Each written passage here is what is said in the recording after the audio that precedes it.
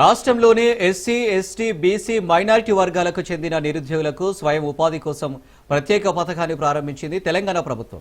రాజు యువ వికాస్ పేరుతో అమలు చేయనున్న ఈ పథకానికి సంబంధించి నోటిఫికేషన్ విడుదలైంది. నిరుద్యోగులు నేటి నుంచి దరఖాస్తు చేసుకోవచ్చని వెల్లడించింది.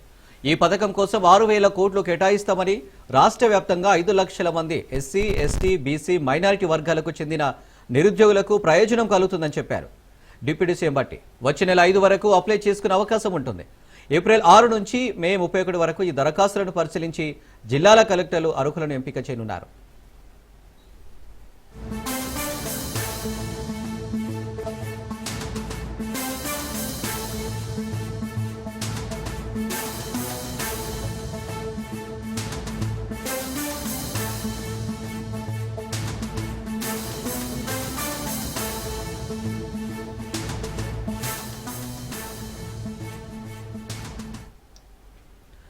రాష్ట్రంలోని ఎస్సీ, ఎస్టీ, బీసీ, మైనారిటీ వర్గాలకు చెందిన నిరుద్యోగులకు స్వయం ఉపాధి కోసం ప్రత్యేక పథకాన్ని ప్రారంభించింది తెలంగాణ ప్రభుత్వం. రాజు యువ వికాసం పేరుతో అమలు చేయనున్న ఈ పథకానికి సంబంధించి నోటిఫికేషన్ విడుదలైంది. నిరుద్యోగులు నేటి నుంచి దరఖాస్తు చేసుకోవచ్చని వెల్లడించింది. ఈ పథకం కోసం 6,000 కోట్లు కేటాయిస్తామని, రాష్ట్ర వ్యాప్తంగా 5 లక్షల మంది ఎస్సీ, ఎస్టీ, బీసీ, మైనారిటీ వర్గాలకు చెందిన నిరుద్యోగులకు ప్రయోజనం కలుగుతుందని చెప్పారు డిప్యూటీ సీఎం భట్టి. వచ్చే నెల 5 వరకు అప్లై చేసుకునే అవకాశం ఉంటుంది. ఏప్రిల్ 6 నుంచి మే 31 వరకు ఈ దరఖాస్తులను పరిశీలించి జిల్లాల కలెక్టర్లు అర్హులను ఎంపిక చేయనున్నారు.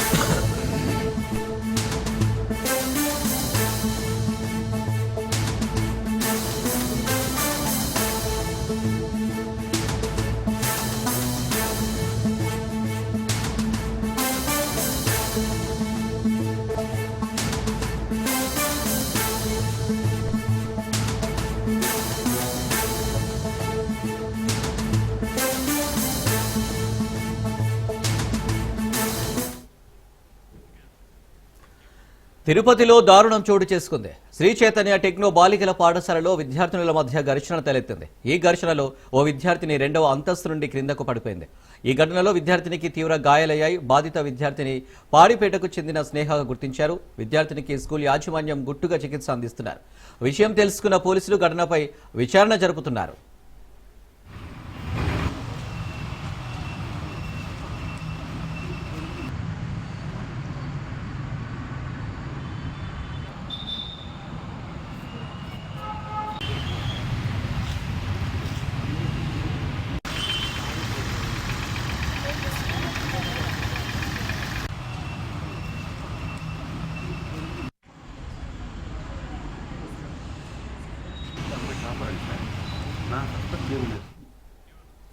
తిరుపతిలో దారుణం చోటు చేసుకుంది. శ్రీ చైతన్య టెక్నో బాలికల పాఠశాలలో విద్యార్థినుల మధ్య ఘర్షణ తలెత్తింది. ఈ ఘర్షణలో ఓ విద్యార్థిని 2వ అంతస్తు నుండి క్రిందకు పడిపోయింది. ఈ ఘటనలో విద్యార్థినికి తీవ్ర గాయాలయ్యాయి. బాధిత విద్యార్థిని పాడిపేటకు చెందిన స్నేహగా గుర్తించారు. విద్యార్థినికి స్కూల్ యాజమాన్యం గుట్టుగా చికిత్స అందిస్తున్నారు. విషయం తెలుసుకున్న పోలీసులు ఘటనపై విచారణ జరుపుతున్నారు. రైట్, బాలికల మధ్య ఘర్షణకు సంబంధించి డీటెయిల్స్ కిరణ్ అందిస్తారు. కిరణ్. అనిల్, ఏదైతే తిరుపతిలోని చైతన్య కాలేజీ టెక్నో స్కూల్లో నిన్న రాత్రి దురదృష్టకర వార్త చోటు చేసుకుంది. ఇద్దరు విద్యార్థుల మధ్య చోటు చేసుకున్న ఘర్షణ కాస్త వాళ్ళిద్దరూ కొట్టుకోవడంతో ఒకసారిగా మిద్దిపై నుంచి ఒక బాలుడు స్నేహ అనే అమ్మాయిని మిద్దిపై నుంచి తోసేయడంతో అమ్మాయి తీవ్ర గాయాలతో అమ్మాయిని హుటాహుటిన ఒక ప్రైవేట్ హాస్పిటల్లో ఈ చైతన్య టెక్నో స్కూల్ కి సంబంధించిన యాజమాన్యం గుర్తుచప్పుడు కాకుండా వాళ్ళని వైద్యం అందిస్తున్నారు. ఏదేమైనప్పటికీ పోలీసులు విచారణతో ఇంకా బయటపెట్టాలని చెప్పేసి కూడా చూస్తున్నారు. ఏదేమైనప్పటికీ తిరుపతిలో ఈ చైతన్య టెక్నో స్కూల్లో జరిగిన ఈ సంఘటన కాస్త వాళ్ళు గుర్తుచప్పుడు కాకుండా చూడాలని ప్రయత్నం చేశారు. అయితే రాత్రి 11 గంటల ప్రాంతంలో పోలీసులు అక్కడికి చేరుకుని విచారణ అయితే చేపట్టారు. అయితే బాలిక ఎవరైతే మిద్దిపై నుంచి పడిందో అమ్మాయి తిరుపతిలోని పాటిపాటికి చెందిన స్నేహగా గుర్తించారు. అయితే అమ్మాయి వయసు కూడా 14 సంవత్సరాలుగా ఇప్పటికే పోలీసు అధికారులు అయితే చెప్పడం జరిగింది. అయితే దీనిపైన పూర్తి విచారణ చేపట్టిన తర్వాత టెక్నో స్కూల్ మీద యజమాని మీద కేసు కూడా నమోదు చేసి విచారణ అయితే చేపట్టారు. ప్రస్తుతానికి ఆ అమ్మాయి పరిస్థితి కూడా తీవ్రంగా విషమంగానే ఉందనేసి చెప్పుకోవచ్చు. మరి ఈ రోజు సాయంత్రానికల్లా అమ్మాయి పరిస్థితి ఎలా ఉంటుందనేది కూడా పోలీసుల అధికారులు కావచ్చు, అదేవిధంగా వైద్య అధికారులు చెప్పే పరిస్థితి కనిపిస్తా ఉంది. Right Kiran, thank you.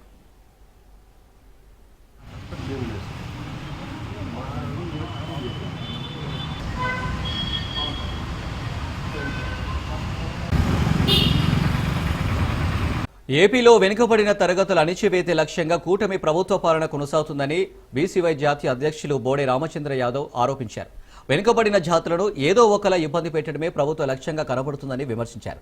రాయచోటిలో వీర బ్రహ్మేంద్ర స్వామి ఊరేగింపు సందర్భంగా జరిగిన ఘర్షణలో అరెస్ట్ అయి రిమాండ్లో ఉన్న బాధితులను ఆయన పరామర్శించారు. ప్రశాంతంగా జరిగే దేవుడి ఉత్సవాల్లో ఉద్దేశపూర్వకంగా గొడవలు జరిగేలా చేసి అందులో అమాయకులను ఇరికించి ఇబ్బంది పెట్టారని రామచంద్ర యాదవ్ ఆరోపించారు. అక్రమ కేసులపై పోరాటం చేస్తారని తెలిపారు.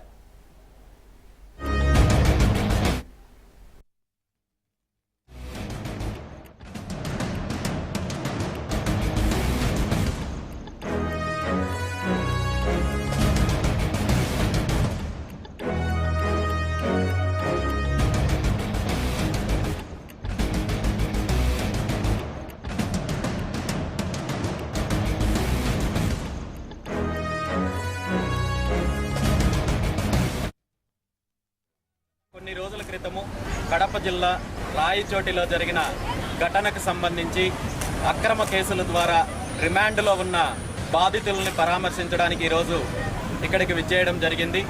చాలా బాధాకరమైన అంశం ఏంటంటే, ఎక్కడైనా రెండు వర్గాల మధ్య సమస్య ఉన్నప్పుడు, ఘర్షణ ఉన్నప్పుడు దాన్ని శాంతియుతంగా పరిష్కరించాల్సిన పోలీస్ అధికారులు కేవలము ఒక వర్గాన్ని లక్ష్యంగా చేసుకొని విపరీతమైన సెక్షన్లతో కేసులు పెట్టి వేధించడం అనేది ఈరోజు చాలా దారుణమైన విషయము. గత 70-80 సంవత్సరాల నుండి ప్రతి సంవత్సరము జరిగే దేవుడికి సంబంధించిన ఉత్సవాలలో ఎంతో ప్రశాంతంగా జరిగే ఉత్సవాలను చిన్న చిన్న సమస్యలను అడ్డం పెట్టుకొని ఉద్దేశపూర్వకంగా గొడవలు జరిగేలా చేసి అందులో అమాయకుల్ని ఇరికించి ఇబ్బంది పెట్టే కార్యక్రమం చూస్తుంటే ఈ రాష్ట్రంలో ప్రభుత్వ పనితీరు ఎలా ఉందో, పోలీసుల పనితీరు ఎలా ఉందో మనం గమనించవచ్చు. ముఖ్యంగా గత ప్రభుత్వ హయాంలో అన్ని వర్గాల ప్రజలు ఒక రకంగా ఇబ్బంది పడితే ఈ ప్రభుత్వ హయాంలో అదే పద్ధతి కొనసాగుతోంది తప్ప ఎటువంటి మార్పు కనబడం లేదు.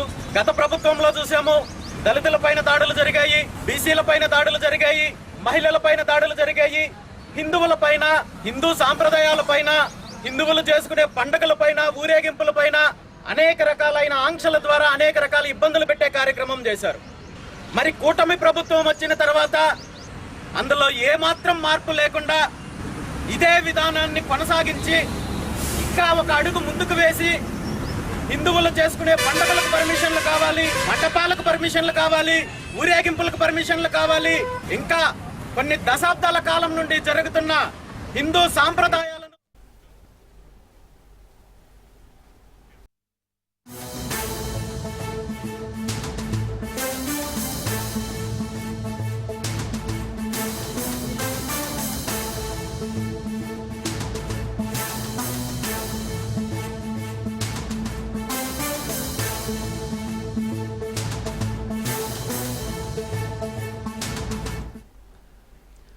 జనగామ జిల్లా స్టేషన్ గన్పూర్లో ఉద్రిక్తత తలెత్తింది. బీఆర్ఎస్ నేతలను ముందస్తు అరెస్టు చేస్తున్నారు. ఇవాళ సీఎం రేవంత్ రెడ్డి పర్యటన నేపథ్యంలో పలు పార్టీల నేతలను అదుపులోకి తీసుకుంటున్నారు పోలీసులు.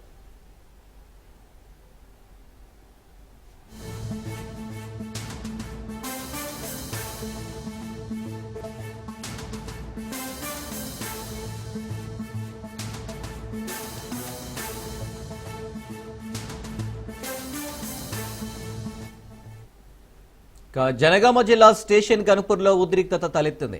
బీఆర్ఎస్ నేతలను ముందస్తు అరెస్టు చేస్తున్నారు. ఇవాళ సీఎం రేవంత్ రెడ్డి పర్యటన నేపథ్యంలో పలు పార్టీల నేతలను అదుపులోకి తీసుకుంటున్నారు పోలీసులు. ఇక దీనికి సంబంధించి మరిన్ని డీటెయిల్స్ రాజు అందిస్తారు. రాజు,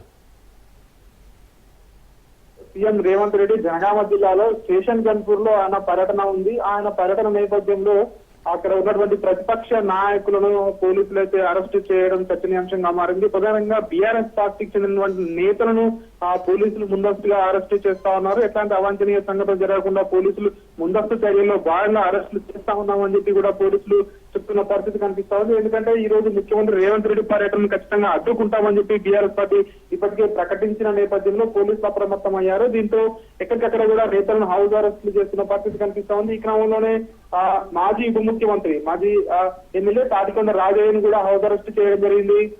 రాజయ్య నివాసం వద్దకు బీఆర్ఎస్ శ్రేణులు భారీగా చేస్తుండటంతో పోలీసులు ఇప్పటికే అక్కడ భారీగా పోలీసులు మోహరించడం జరిగింది. అదేవిధంగా ఇతర ఏదైతే జనగామ ఏదైతే స్టేషన్ గన్పూర్ ఏరియాలో ఉన్నటువంటి బీఆర్ఎస్ ప్రజా ప్రతినిధులు ఎవరైతే ఉన్నారో బీఆర్ఎస్ మాజీ ఎమ్మెల్యేలు ఇంటి దగ్గర పోలీసులు వాళ్ళందరినీ కూడా హౌస్ అరెస్ట్ చేసిన పరిస్థితి కనిపిస్తా ఉంది. అయితే ఈ రోజు ముఖ్యమంత్రి రేవంత్ రెడ్డి స్టేషన్ గన్పూర్ నియోజకవర్గంలో ఉన్నటువంటి వాళ్ళ అభివృద్ధి కార్యక్రమాలను అదేవిధంగా వాళ్ళు శంకుస్థాపనలు చేయడానికి ఆయన ఈ పర్యటనకు వెళ్తా ఉన్నారు. 800 కోట్లతో చేపట్టబోయే అభివృద్ధి కార్యక్రమాల కోసం ఈ రోజు సీఎం రేవంత్ రెడ్డి వెళ్తా ఉన్నారు. ఇప్పటికే దీనికి సంబంధించి 50,000 మందితో ఒక భారీ బహిరంగ సభ నిర్వహించాలని రాష్ట్ర ప్రభుత్వం భావిస్తా ఉంది. శివునిపల్లి వద్ద ఏర్పాటు చేసినటువంటి ప్రజా పాలన బహిరంగ సభలో సీఎం రేవంత్ రెడ్డి పాల్గొనబోతా ఉన్నారు. అక్కడ కూడా భారీ బందోబస్తు అయితే ఏర్పాటు చేయడం జరిగింది. అదేవిధంగా అక్కడ కాంగ్రెస్ శ్రేణులను ప్రజలను పెద్ద ఎత్తున తరలించేందుకు అక్కడ కాంగ్రెస్ నాయకులు ఇప్పటికే అన్ని ఏర్పాట్లు కూడా పూర్తి చేశారు. అదేవిధంగా ఎండలు కూడా విపరీతంగా ఉన్న నేపథ్యంలో ప్రత్యేకంగా సభా ప్రాంగణంలో వచ్చే ప్రజలకు ఎట్లాంటి ఇబ్బందులు ఏర్పడకుండా జర్మన్ టెక్నాలజీతో ఏర్పాటు చేసినటువంటి టెంట్లను కూడా ఏర్పాటు చేస్తా ఉన్నారు. అదేవిధంగా మొత్తానికైతే బీఆర్ఎస్ పార్టీ నేతలను కావచ్చు ఇతర ప్రతిపక్ష నేతలను కావచ్చు ఎక్కడికక్కడ కూడా పోలీసులు అయితే అడ్డుకుంటున్న పరిస్థితి కనిపిస్తా ఉంది. వాళ్ళని హౌస్ అరెస్ట్ చేస్తా ఉన్న పరిస్థితి కనిపిస్తా ఉంది. ఎక్కడ కూడా సీఎం పర్యటనకు అవాంతరాలు ఏర్పడకుండా కూడా పోలీసులు అయితే ముందస్తు చర్యల్లో భాగంగా హౌస్ అరెస్ట్ చేస్తా ఉన్నాము అని చెప్పేసి పోలీసులు చెప్తా ఉన్న పరిస్థితి కనిపిస్తా ఉంది. కానీ బీఆర్ఎస్ నేతలు మాత్రం మమ్మల్ని అరెస్ట్ చేయడం ఏదైతే ఉందో ఈ హౌస్ అరెస్టులన్నీ కూడా అప్రజాస్వామికం అని చెప్పేసి కూడా ఒకవైపు బీఆర్ఎస్ నేతలు చెప్తున్న పరిస్థితి అయితే మనకు కనిపిస్తా ఉంది. మొత్తానికి చూడాలి ఈ రోజు సీఎం రేవంత్ రెడ్డి పర్యటన ఏ విధంగా కొనసాగుతా ఉంది. బీఆర్ఎస్ నేతలు అడ్డుకుంటామని ఏదైతే ముందస్తుగా ప్రకటించిన నేపథ్యంలో అక్కడ ఉత్కంఠమైన పరిస్థితి అయితే నెలకొని ఉంది. Right Raju, thank you.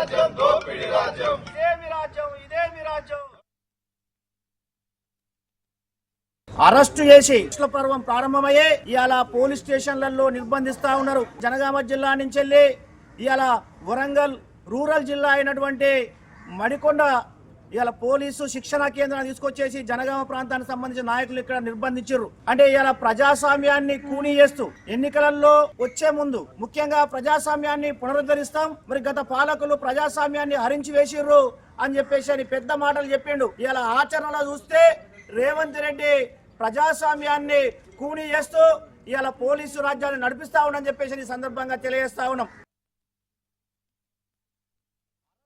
Secunderabad railway స్టేషన్ను శంషాబాద్ విమానాశ్రయం స్థాయిలో తీర్చిదిద్దుతున్నామని తెలిపారు కేంద్ర మంత్రి కిషన్ రెడ్డి. లాలాపేటలో కిషన్ రెడ్డి పర్యటించారు. అనంతరం శాంతినగర్లో కమ్యూనిటీ హాల్ను ప్రారంభించారు. బస్తీవాసులకు ఉపయోగపడే విధంగా కేంద్రం 18 లక్షల వ్యయంతో కమ్యూనిటీ హాల్ నిర్మిస్తున్నట్టు వెల్లడించారు కిషన్ రెడ్డి. 720 కోట్ల రూపాయలతో సికింద్రాబాద్ రైల్వే స్టేషన్ అభివృద్ధి చేస్తున్నామని వెల్లడించారు. ఇప్పటికే చెల్లపల్లి రైల్వే స్టేషన్ను ప్రారంభించామన్నారు.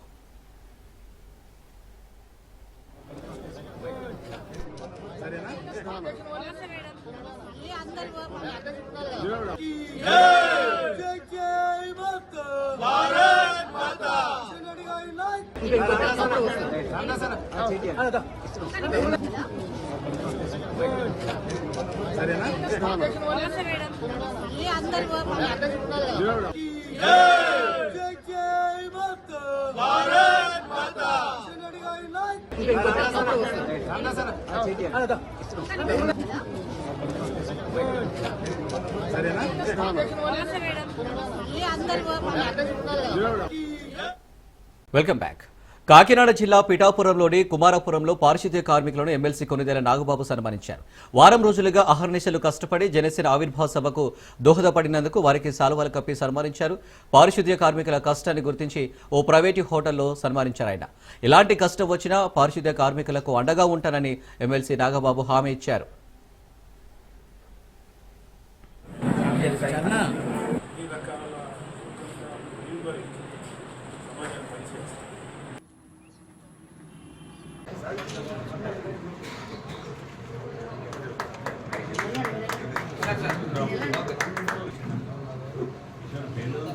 సార్